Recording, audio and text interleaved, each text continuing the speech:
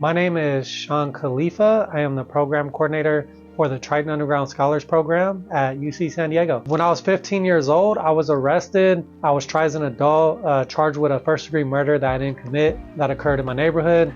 Served 3 years in juvenile hall, a year in the county jail.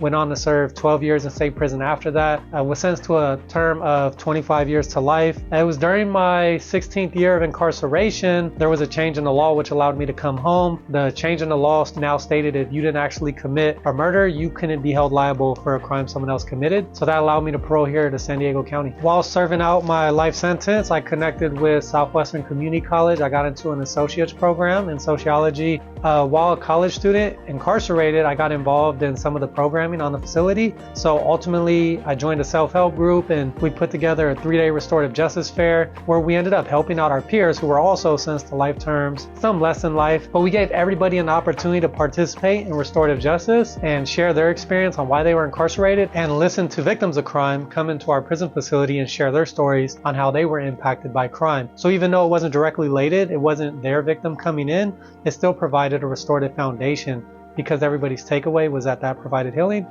So that was how I got involved in supporting currently incarcerated students while I was an incarcerated student prior to being released. So I paroled to San Diego County in 2020, finished my degree at Southwestern Community College, transferred into Project Rebound, San Diego State, met my beautiful wife, started a family. Through the process of starting a family, it was a little challenging at SDSU, so I dropped out of school for a year, moved up to Orange County and got accepted to UCI, where I ended up thriving. They had grad family housing, so my kids could live on campus with me and my wife. So at UC Irvine, one of the biggest takeaways of having an Underground Scholars Program was a go-to community. I had folks who I was serving life in prison with on campus with me, also attending the same university. So those were the folks I could reach out to whenever classes got stressful, whenever I was in a class full of 18, 19-year-old kids coming out of high school, where you could feel like you didn't have much room to socialize with a younger generation who didn't have that intense carceral experience. I could always pull back on the program, pull up in the program space and connect with peers, and I could get basic needs met.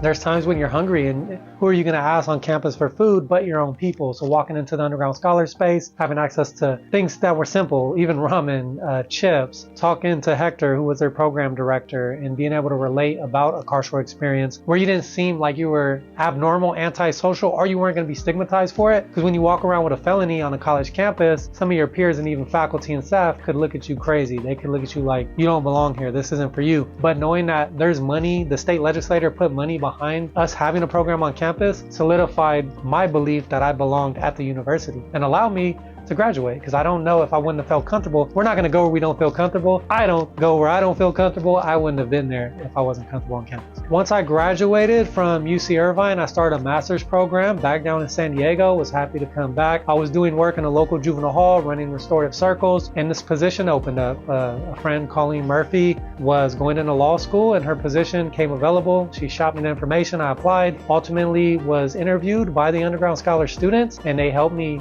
get brought in to be the program coordinator. What I would share from my lived experience is that if you're currently incarcerated, regardless of the amount of time you have, whether it's life without parole or it's 2 years or it's a couple of months, resilience is really important. And the reason it is because now you can create hope where you might not see it for coming home. You could also recreate yourself. There's thousands of Californians that came home from state prison that have gotten to professional positions. A lot of us have gone on to graduate from college. No one else in our family has gone to college. Some of us, like myself, were sentenced to life in prison. And we had a hope and we had a dream and we focused on resilience until the point where it became our reality. Never thought I'd have a family, be married, have kids, and have a career. I have it now, but I don't take it for granted. And if I was back in that cell, I would tell myself the same thing. Have resilience, have hope that this could be a possibility. And then watch it happen. That's the best part.